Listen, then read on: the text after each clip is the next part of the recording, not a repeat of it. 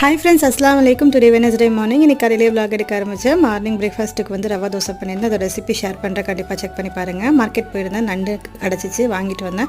நல்லா க்ளீன் பண்ணிட்டு மஞ்சத்தூள் போட்டு நல்லா க்ளீன் பண்ணி உரசி எடுத்துகிட்டு இன்றைக்கி நம்ம வீட்டில் லஞ்சுக்கும் நண்டு கிரேவியும் ரசமும் வச்சுக்கலாம் அப்படின்னு தான் அதுக்கான மசாலா ரெடி பண்ணிகிட்ருக்கேன்.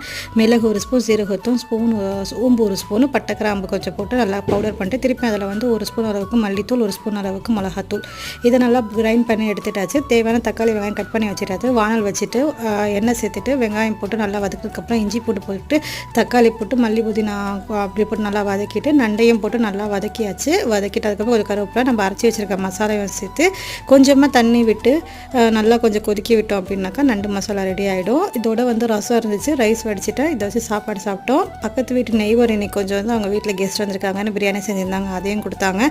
சரின்னு சொல்லிட்டு ரெண்டுத்தையுமே கலந்து வச்சு நம்ம வீட்டில் வச்சுருக்கிற ஒயிட் ரைஸும் ரசமும் வச்சு நண்டு வச்சு நான் சாப்பிட்டேன். இன்னைக்காண்டி இப்படி தான் போச்சு. அடுத்த vlogல